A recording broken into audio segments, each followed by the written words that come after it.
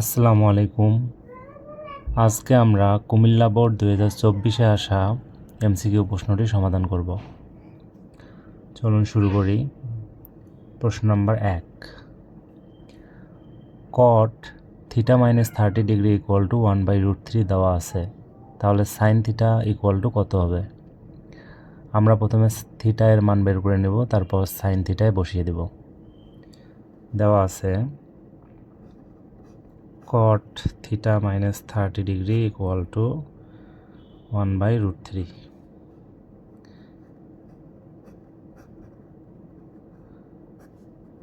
One by root থ্রিকে আমরা লিখতে পারি cot 60 ডিগ্রি, কারণ cot 60 ডিগ্রি এর মান হলো 1/√3।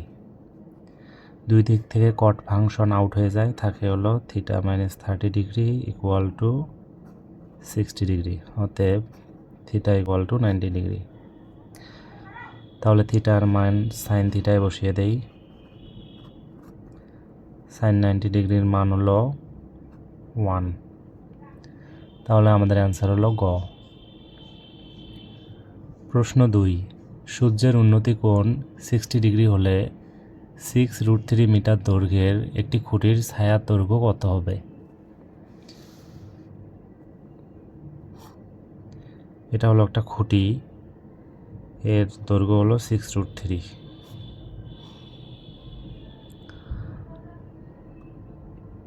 তারপর বলা হয়েছে সূর্যের উন্নতি কোণ 60 ডিগ্রি, অর্থাৎ এই কোণটা হলো 60 ডিগ্রি। তাহলে ছায়ার দৈর্ঘ্য কত হবে, অর্থাৎ এই যে ভূমি কত হবে? তা আমাদের এখানে লম্ব দেওয়া আছে এবং ভূমি চাচ্ছে। তো আমরা জানি tan থিটা ইকুয়াল টু লম্ব বাই ভূমি। tan 60 ডিগ্রি ইকুয়াল টু লম্ব হলো 6√3 ভাগ ভূমি। tan 60 ডিগ্রির মান হলো √3, 6√3 এখানে ভূমি থাকে, √3 কেটে যায়, তাহলে ভূমি ইকুয়াল টু 6। তাহলে আমাদের এখানে উত্তর হলো 6 মিটার।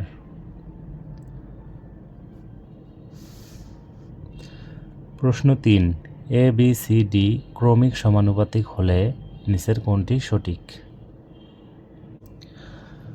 ক্রমিক সমানুপাতিক মানে বোঝায় দুইটা অনুপাতের প্রথমটির শেষ এবং দ্বিতীয়টির প্রথম যদি একই হয়, যেমন এ বি সি, এই তিনটা ক্রমিক সমানুপাতিক হবে যদি এ অনুপাত বি ইকুয়াল টু বি অনুপাত সি হয়। এখানে 4টা দেওয়া আছে, অর্থাৎ ডি দেওয়া আছে। তাহলে এই 4টা ক্রমিক সমানুপাতিক হলে লেখা যাবে এ অনুপাত বি ইকুয়াল টু বি অনুপাত সি ইকুয়াল টু সি অনুপাত ডি।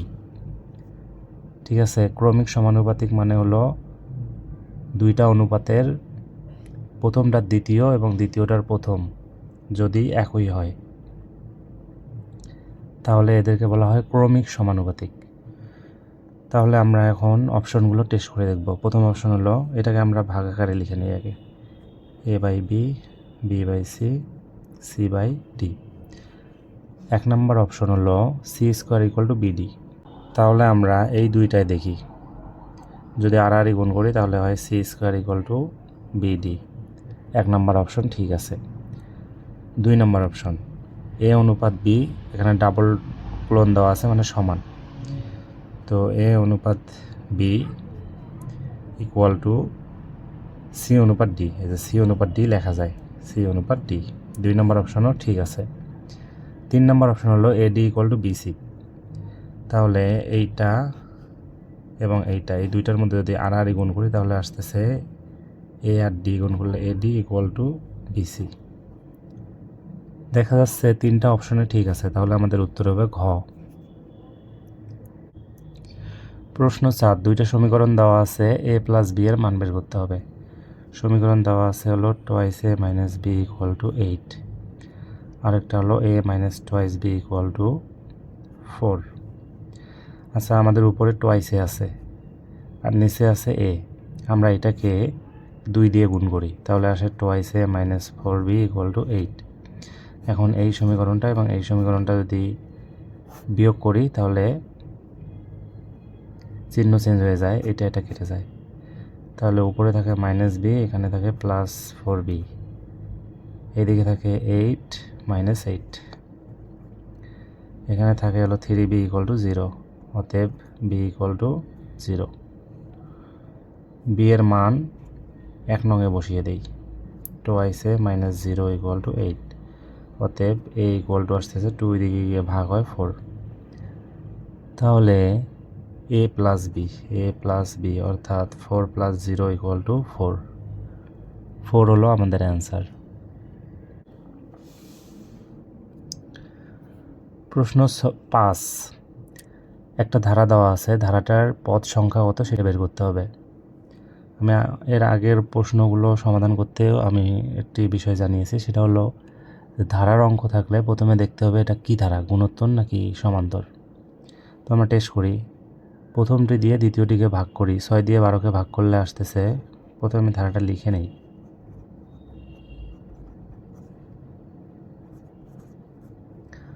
6 দিয়ে 12কে ভাগ করলে 2 আসে, 12 দিয়ে 24কে ভাগ করলে 2, 24 দিয়ে 48কে ভাগ করলে 2, অর্থাৎ ভাগফল সমান হচ্ছে। তাহলে এটা হলো গুণোত্তর ধারা, ভাগফল সমান হলে গুণোত্তর ধারা হয়। এখন আমরা বের করব এই যে 384, এটা কততম পদ। আমরা জানি গুণোত্তর ধারার পদ নির্ণয় সূত্র হলো ar⁻n-1, 384, এটা কততম পদ আমরা ওইটা বের করব। মানগুলো বসাই, এর মান হলো 6, আর এর মান 2, n-1, n এর মান বের করতে হবে। 6 ওই দিকে গিয়ে ভাগ হয়, 6 দিয়ে যদি এটাকে ভাগ করি তাহলে আসতেছে 6 6 36, 4 6 24, 64কে লেখা যায় 2 এর উপর, যদি আমরা 6 দেই তাহলে 2 দুগুণ 4, 4 দুগুণ 8, 8 দুগুণ 16, 16 দুগুণ 32, 6, তাহলে 2 2 মিলে গেছে, বেস মিলে গেছে, n-1 = 6, অতএব n = 7। তাহলে এই 384 হলো 7 নম্বর পদ, অ্যান্সার হলো গ। প্রশ্ন 6, একটা অনুক্রম দেওয়া আছে, অনুক্রমটির সাধারণ পদ কোনটি সেটি বের করতে হবে। সাধারণ পদ মানে হলো যদি একটি ধারা দেওয়া থাকে 4 + 6 + 8, আমি এখানে একটি সমান্তর ধারা লিখেছি। তো আমরা জানি সমান্তর ধারার যে কোনো পদ নির্ণয় সূত্র হলো a + n-1 × d। এখন n এর মান আমরা এখানে যদি 2 বসাই, আর বাকি a মানে প্রথম পদ, d মানে হলো সাধারণ অন্তর, যদি আমরা n এর মান 2 বসাই আর a এবং d এর মান বসিয়ে দেই তাহলে এই পদটি পাওয়া যাবে। সাধারণ পদ মানে হলো একটা সূত্র, যে সূত্র ব্যবহার করে আমরা যে কোনো পদ বের করতে পারবো। তাহলে এখানে যদি আমরা দেখি যে একটা অনুক্রম দেওয়া আছে, অনুক্রমটি এটা কি সমান্তর নাকি গুণোত্তর সেটা আমরা দেখার আমাদের প্রয়োজন নাই। আমরা একটা জিনিস টেস্ট করব, সেটা হলো অপশন টেস্ট। আমরা এটা অঙ্ক করেও বের করতে পারি, সেটা একটু জটিল হবে। যেমন আমরা যদি 1/3 এটাকে 2 এর পাওয়ার হিসেবে লিখতে পারি, তাহলে এটাকে লিখতে পারি 1/2² - 1, তারপর এটাকে লিখতে পারি 1/3 - 1, এটাকে লিখতে পারি 1/4 - 1। তো এখানে দেখা যাচ্ছে যে এটা 4 নম্বর পদ, এখানে এই n, অর্থাৎ আমরা যে অপশনগুলো দেখি তাহলে প্রথম অপশনটি দেখব এইটা, এই অপশনটির সাথে এই সূত্রগুলো মিলে যাচ্ছে, তাহলে আমাদের অ্যান্সার হলো 1। তবে আমরা এখানে একটি কাজ করতে পারি, যেটার জন্য আমাদের অঙ্কের মিলানোর কোনো অঙ্ক করার কোনো প্রয়োজন নেই, জাস্ট অপশন টেস্ট করে আমরা বের করতে পারি। যদি আমরা 1 নম্বর অপশনটা টেস্ট করতে চাই 1, এন মানে হলো কততম পদ। তা আমি ধরলাম যে আমি 3 নম্বর পদটা বের করতে চাই, তাহলে এনের মান এখানে 3 বসিয়ে দিই। 1/2³ -1, 1/2 এর উপর কিউব করলে 8 হয়, 8 থেকে 1 মাইনাস গেলে 7 হয়। দেখা যাচ্ছে যে এনের মান 3 বসালে এই পদটি পাচ্ছি। এখন আমি 4র্থ নম্বর পদটি বের করব, টেস্ট করব। তাহলে এনের মান 4 বসাতে হবে। দেখা যাচ্ছে এখানে 16 হয় -1, 15। তার মানে 1 নম্বর অপশনটি টেস্ট করলেই দেখা যাচ্ছে যে আমাদের মিলে যাচ্ছে। তাহলে 1 নম্বরটাই হলো উত্তর। তো আমরা অঙ্ক করেও বের করতে পারি অথবা অপশন টেস্ট করেও এটা বের করতে পারি। প্রশ্ন 7, বিষমবাহু ত্রিভুজের মোট কয়টি প্রতিসাম্য রেখা আছে? বিষমবাহু মানে হলো ত্রিভুজটির 3টি বাহু আলাদা আলাদা, তো 3টা বাহু সমান নয় আর কি। তাহলে এর প্রতিসাম্য রেখা কয়টি? প্রতিসাম্য রেখা এর আসলে শূন্য, একটিও নেই। কারণ হলো প্রতিসাম্য মানে হলো যে মাঝ দিয়ে যদি আমি একটা রেখা টানি, দুই পাশে একই রকম হবে। যেমন আমি যদি একটা টি লিখি, টি এর মাঝ দিয়ে একটা টান দেই, তাহলে দুই পাশে একই রকম হচ্ছে, তার মানে টি এর প্রতিসাম্য রেখা একটি। তাহলে এখানে 7 নম্বরের প্রশ্নের উত্তর হলো ক, 0। প্রশ্ন 8, একটি বর্গের কর্ণের দৈর্ঘ্য 6√2 হলে এর ক্ষেত্রফল কত? বর্গের কর্ণের দৈর্ঘ্য হলো 6√2। যদি বর্গের কর্ণের দৈর্ঘ্য দেওয়া থাকে তাহলে এর ক্ষেত্রফল নির্ণয়ের সূত্র হলো d1 d2, হাফ প্রথম কর্ণ দ্বিতীয় কর্ণ, তাহলে 6√2 গুণন 6√2। তাহলে এখানে √2 গুণ করলে 2 হয়, আর এখানে 6 গুণ করলে 36 হয়। 2 আর 2 কেটে যায়, 36 হলো অ্যান্সার। প্রশ্ন 9, একটি বৃত্তের ব্যাস 26 সেন্টিমিটার হলে এর পরিধি কত? বৃত্তের পরিধি হলো 2πr। তাহলে ব্যাস 2π, ব্যাস যদি হয় 26, তাহলে ব্যাসার্ধ হবে 13। ব্যাসকে 2 দিয়ে ভাগ করলে ব্যাসার্ধ পাওয়া যায় 13, তাহলে 26π। এখন এখানে অ্যান্সার আসলে পাইয়ের মান দিয়ে গুণ করে দেওয়া আছে 3.1416। যদি আমরা গুণ করি তাহলে আসতেছে, তোমরা গুণ করে দেখবে যে 3 25 75 81, এটা কাছাকাছি হচ্ছে, আমি লিখে দিচ্ছি, তোমরা গুণ করে দেখবে যে এটা অ্যান্সার আসবে। প্রশ্ন 10, একটি সমবাহু ত্রিভুজের বাহুর দৈর্ঘ্য 6 সেন্টিমিটার হলে এর ক্ষেত্রফল কত বর্গ সেন্টিমিটার? সমবাহু ত্রিভুজ যার বাহুর দৈর্ঘ্য হলো 6, তাহলে এর ক্ষেত্রফল কত সেন্টিমিটার হবে? সমবাহু ত্রিভুজের ক্ষেত্রফল নির্ণয়ের সূত্র হলো √3/4a²। এখানে এর মান দেওয়া আছে 6, তাহলে √3/4 6²। √3/4 6² মানে হলো 36, 4 দিয়ে ভাগ করলে 9 আসে, 9√3। তাহলে আমাদের অ্যান্সার আসতেছে 9√3, অর্থাৎ গ।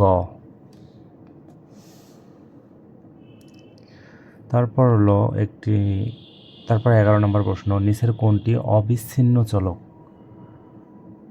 অবিচ্ছিন্ন চলক নিচের কোনটি? অবিচ্ছিন্ন মানে হলো একদম কোনো, যেমন এখানে বয়স, গ নাম্বার বয়স হলো অবিচ্ছিন্ন, কারণ জনসংখ্যা আমরা বলতে পারি 10টি বা 12টি, আমরা বলতে পারি না 10.5টি, কিন্তু আমরা বয়সকে বলতে পারি 10.1, 10.2। অর্থাৎ এখানে 10 আর 11, জনসংখ্যায় 10 আর 11-র মাঝে গ্যাপ আছে, কিন্তু বয়স আমরা ভগ্নাংশ আকারেও বলতে পারি, মানে এখানে 10 থেকে 11 আমরা একদম সূক্ষ্ম ক্ষুদ্র ক্ষুদ্র আকারে যেতে পারি, তার মানে এটা হলো নিরবিচ্ছিন্ন। তাহলে অপশন গ হলো অ্যান্সার। প্রশ্ন 12 এবং 13 পরিসংখ্যানের প্রশ্ন। প্রশ্ন 12 বলা হয়েছে মধ্যক শ্রেণীর উচ্চ সীমা কত? আচ্ছা, মধ্যক শ্রেণী বের করতে হলে আমাদের প্রথমে বের করতে হবে এখানে গণসংখ্যা কতগুলো। আমাদের যোগ করি, তাহলে 8 আর 15 হলো 23, 23 আর 12 35, 35, এখানে 8 7 15, 35 50, এখানে গণসংখ্যা টোটাল হলো 50। আমাদের 50কে যদি 2 দিয়ে ভাগ করি তাহলে আসে 25। 25 যে ঘরে আছে এই ঘরটি হলো আমাদের মধ্যক। তো প্রথমে 8 আছে, তারপর 15 আসে, তারপর 12, 8 আর 15 হয় 23, তারপর এখানে 25, এই ঘরটা, অর্থাৎ 41 থেকে 50, এটা হলো আমাদের মধ্যক শ্রেণী। তাহলে মধ্যক শ্রেণীর উচ্চসীমা হলো 50। তারপরের প্রশ্নটি হলো প্রদত্ত উপাত্তের প্রচুরক কত? প্রচুরক নির্ণয়ের সূত্র হলো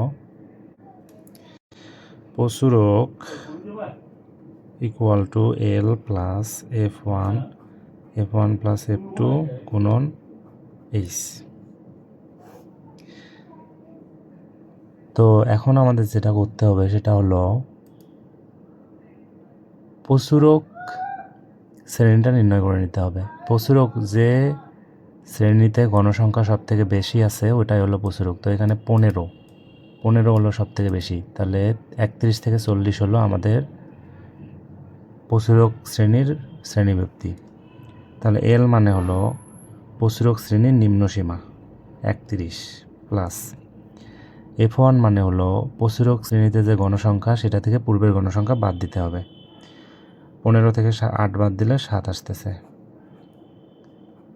তারপর F2 মানে হলো প্রচুরক শ্রেণীর গণসংখ্যা থেকে পরের গণসংখ্যা বাদ দিতে হবে, তাহলে 15 থেকে 12 বাদ দিলে 3 আসে, গুণন এইচ মানে হলো শ্রেণীব্যক্তি, এখানে শ্রেণীব্যক্তি হলো 10 প্লাস এখানে 7 আর 3 10 হয়, 10 10 কেটে যায়, তাহলে থাকে 7 ইকুয়াল টু 38।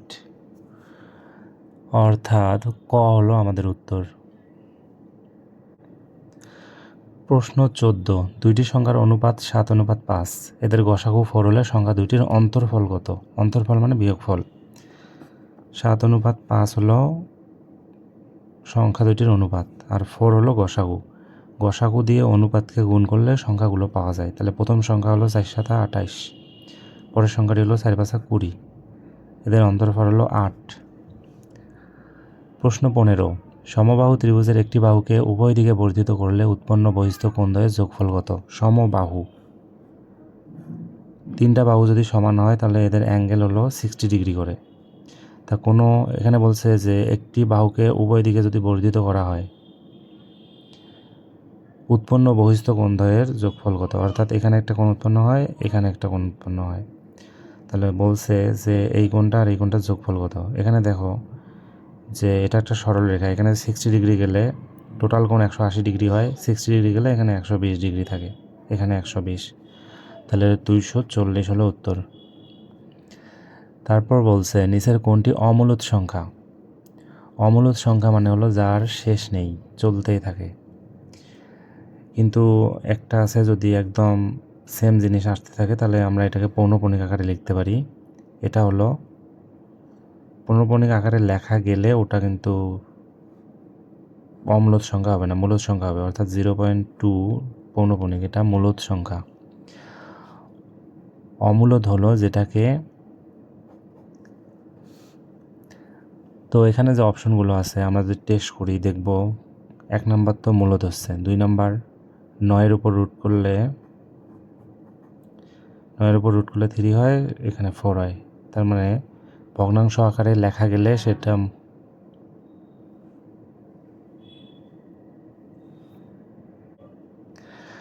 যে সংখ্যাকে ভগ্নাংশ আকারে লেখা যায় সেটা মূলদ সংখ্যা। তো এখানে 3/4 মূলদ। তারপর আমরা যদি 8/27 এটা চেক করি, এটা মানে হলো এটার উপর 1/3, 27-এর উপর 1/3, উপরে আসতেছে 2, কারণ 2-এর উপর কিউব করলে 1/3 হয়, 3 কেটে যায়, এখানে আসতেছে 3, তার মানে এটাও মূলদ সংখ্যা।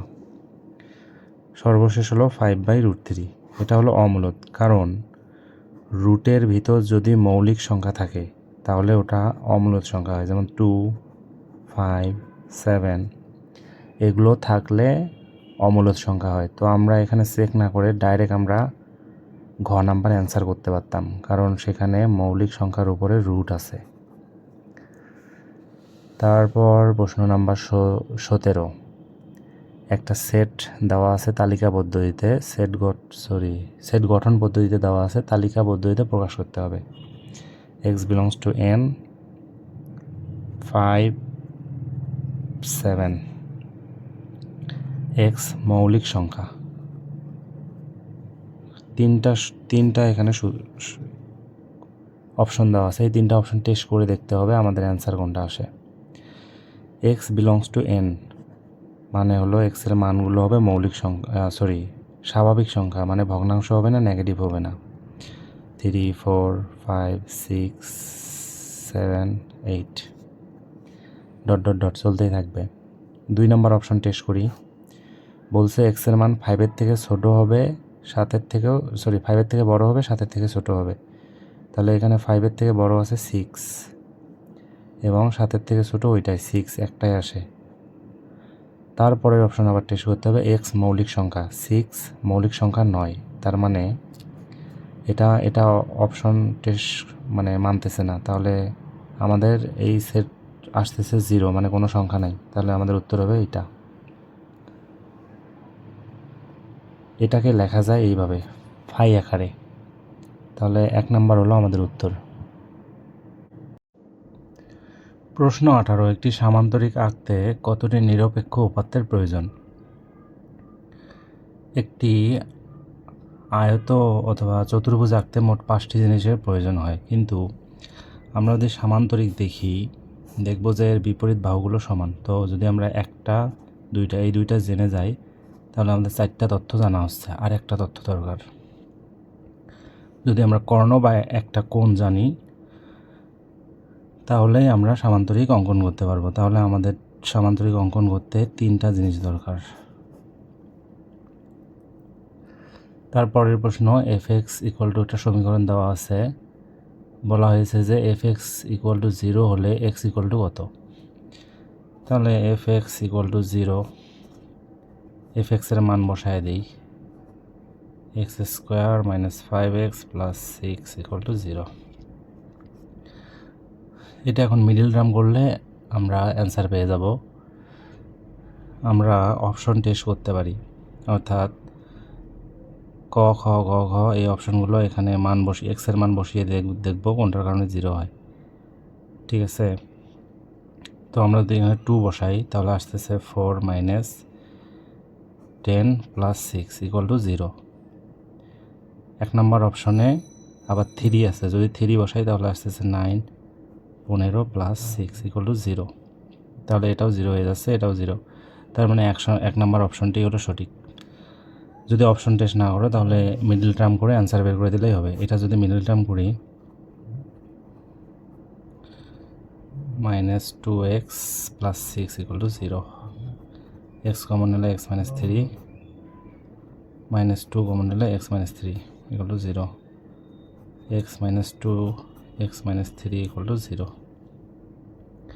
দুইটাকে আলাদাভাবে 0 লেখা যায়, তাহলে x = 2 x = 3। এটা হলো অ্যান্সার।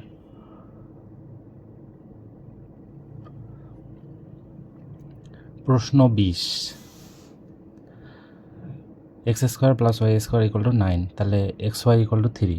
তাহলে নিচের অপশনগুলো টেস্ট করে দেখতে হবে কোনটি কোনটি ঠিক।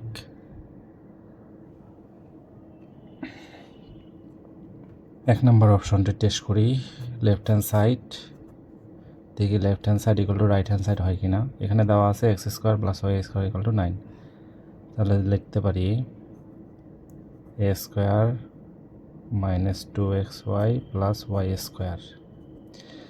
x² + y² = 9 দেওয়া আছে, -2xy এর মান হলো 3, 9 থেকে 3 × 6 হয়, 6 বিয়োগ করলে 3। তাহলে 1 নম্বর অপশন ঠিক আছে। 2 নম্বর option, x + y² x² + y² + 2xy, এটা মানে হলো 9 + 2 × 3, 9 3 × 6 15 হয়। তাহলে এটাও ঠিক আছে। 3 নাম্বার অপশনটি টেস্ট করি, x² + y² + x² y²।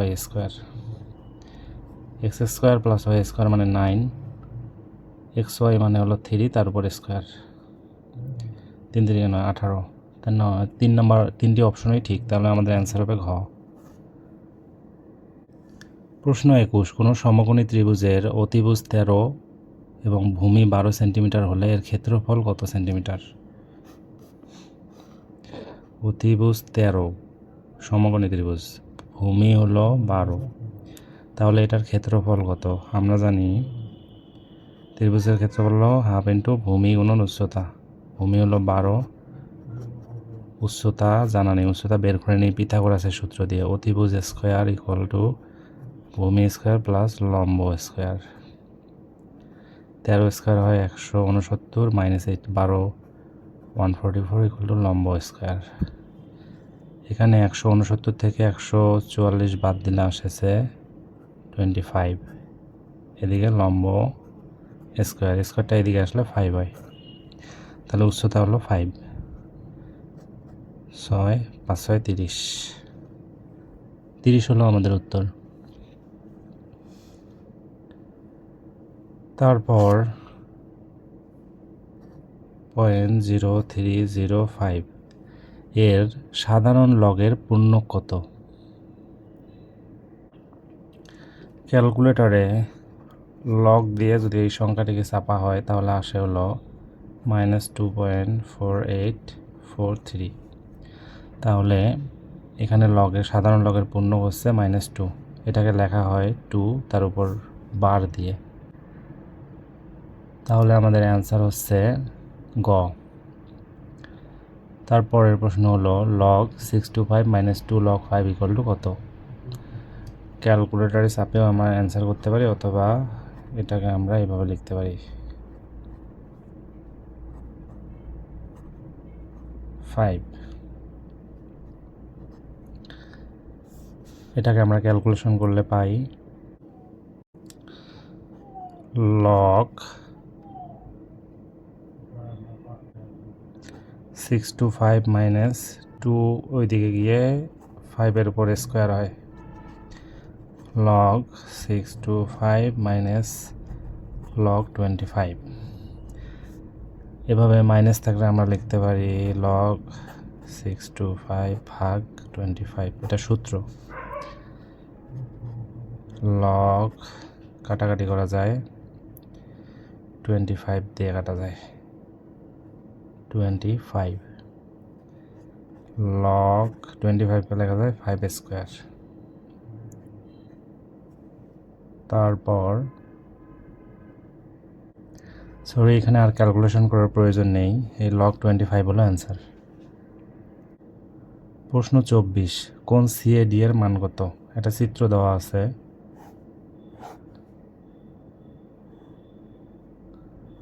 DAC B, এটা হলো 30, এটা হলো 60। বলছে কোন CAD, কোন CAD এই কোনটার মান কত? আমরা এখানে এই ত্রিভুজের ভিতর দেখতেছি যে 60, এটা 30, একটা ত্রিভুজের ভিতর 180 ডিগ্রি কোণ উৎপন্ন হয়, তাহলে এখানে 90 গেলে এখানে থাকে আর 90। এটা আবার একটা সরল কোণ, এটা যদি 90 হয় পরেরটাও 90 হবে, কারণ এই সরল কোণ মানে হলো 180 ডিগ্রি, তাহলে এটা হলো 90 ডিগ্রি। তারপরের প্রশ্ন 25,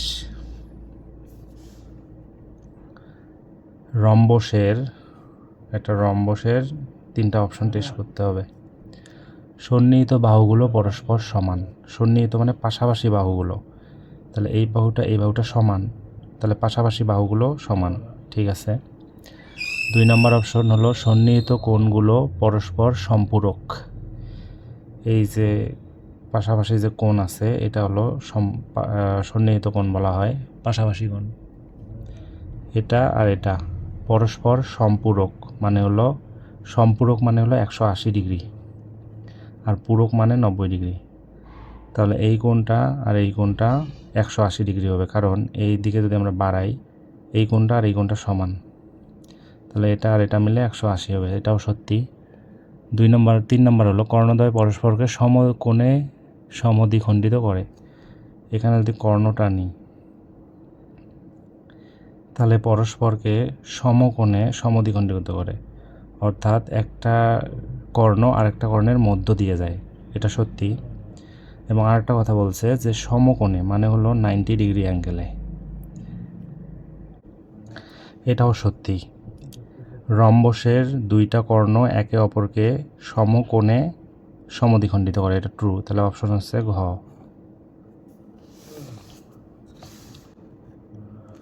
তারপরের প্রশ্ন, ও কেন্দ্র বিশিষ্ট বৃত্তে ও এ একটি ব্যাসার্ধ, এ বিন্দুতে কয়টি স্পর্শক অঙ্কন করা যায়? এটা যদি একটা বৃত্ত হয় আর এটা যদি একটা ব্যাসার্ধ হয়, বৃত্তের একটা বিন্দুতে একটা স্পর্শক অঙ্কন করা যায়। তাহলে উত্তর হলো ঘ। তারপর প্রশ্ন 27, 5 সেন্টিমিটার ও 3 সেন্টিমিটার ব্যাসার্ধ বিশিষ্ট দুইটি বৃত্ত পরস্পরকে বহিঃস্পর্শ করলে বৃত্তদ্বয়ের কেন্দ্রদ্বয়ের মধ্যবর্তী দূরত্ব কত? এটা হলো 5, এটা হলো 3, তার কেন্দ্রদ্বয়ের মধ্যবর্তী দূরত্ব হলো 8। 28, কোনো বৃত্তের উপচাপের উপর দণ্ডায়মান কোণ, একটা বৃত্তে যদি একটি ব্যাস টানি, তাহলে এখন এই অংশটি যদি নেই, এটা হলো উপচাপ মানে ছোট চাপ, আর এই অংশটা হলো বড় চাপ, এটাকে বলা হয় অধিচাপ। আমাদের বলছে যে উপচাপের উপর, কোনো বৃত্তের উপচাপের উপর দণ্ডায়মান কোণ, উপচাপের উপর যদি একটা কোণ দণ্ডায়মান থাকে, তাহলে এই কোণটা হবে সূক্ষ্ম কোণ, মানে 90 ডিগ্রি থেকে কম হবে। প্রশ্ন 29, tan থিটা ইকুয়াল টু 1/√3 দেওয়া আছে। এখন একটা চিত্র দেওয়া আছে, চিত্র হলো পি এন, এটা হলো এন, এটা এম, এটা আর এটা হলো থিটা। প্রশ্ন বলা হয়েছে পি এন এর মান নিচের কোনটি? এটা অতিভুজ।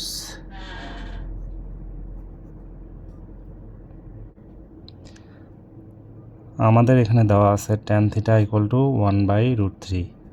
আমরা জানি tan থিটা মানে হলো লম্ব বাই ভূমি, তাহলে এখানে লম্ব হলো 1, ভূমি হলো √3। তাহলে এটার মান কত? পিএন। আমরা এখন এই ত্রিভুজ থেকে অতিভুজের মান বের করতে পারি পিথাগোরাসের সূত্র দিয়ে। অতিভুজ স্কোয়ার ইকুয়াল টু লম্ব স্কোয়ার প্লাস ভূমি স্কোয়ার। এখানে আসতেছে 1, এখানে 3, 4, স্কোয়ার ওইদিকে গেলে 2 হয়, অর্থাৎ পিএন ইকুয়াল টু 2 হলো আমাদের অ্যান্সার। সর্বশেষ 30 নাম্বার, কোসেক থিটা এর মান নিচের কোনটি? কোসেক থিটা মানে আমরা জানি অতিভুজ বাই লম্ব।